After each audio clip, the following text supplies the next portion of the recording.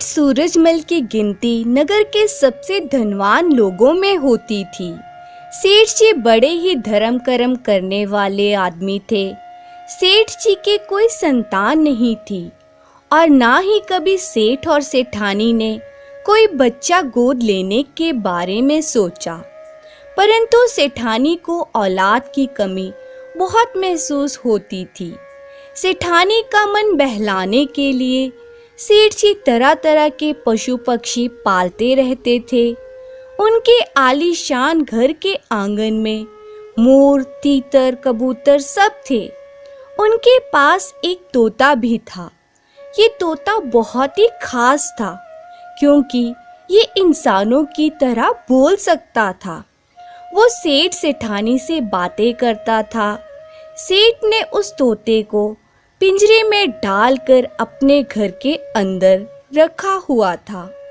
सेठ सेठानी दोनों को उस तोते से बहुत लगाव था, परंतु तोता इस पिंजरे में खुश नहीं था। वो हमेशा अपनी आज़ादी के बारे में सोचता था। उसका भी मन होता था कि वो भी खुले आसमान में उड़ान भरे, लेकिन जब तक वो इस पिंजरे में कैद है ये संभव नहीं था। कुछ दिन बाद सेठ सेठानी धार्मिक स्वभाव होने के कारण रोज एक महात्मा साधु के आश्रम में सत्संग सुनने के लिए जाने लगे। एक दिन तोते ने सेठ जी से पूछा, सेठ जी आप रोज कहाँ जाते हो? सेठ जी बोले, मैं सत्संग में ज्ञान की बातें सुनने जाता हूँ। वहाँ पर एक संत जी हैं जो बहुत ज्ञानी हैं। तोते ने हैरानी से पूछा, तो क्या वो संत जी को सब ज्ञान है? सेठ जी ने जवाब दिया, हाँ बिल्कुल। तोते ने कहा, सेठ जी आप उनसे पूछना कि मैं कब आज़ाद होऊंगा। सेठ जी ने कहा, ठीक है, मैं तुम्हें पूछकर बता दूंगा। सेठ सेठानी सत्संग में गए और संत जी का सत्संग सुनने के बाद उनसे मिले। सेठ जी ने संत से पूछा कि महाराज, हमारे घर में जो तोता है उसने पूछा है कि वो कब आज़ाद होगा।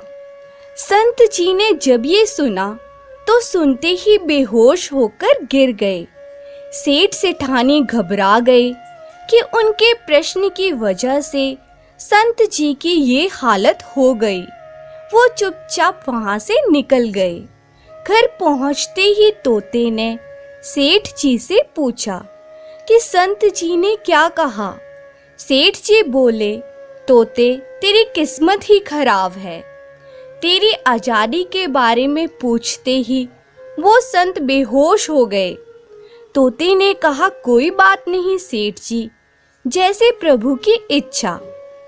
अगले दिन फिर से सेठ जी सत्संग में जाने लगे। उन्होंने देखा कि उनका वो तोता पिंजरे में बेहोश पड़ा हुआ है।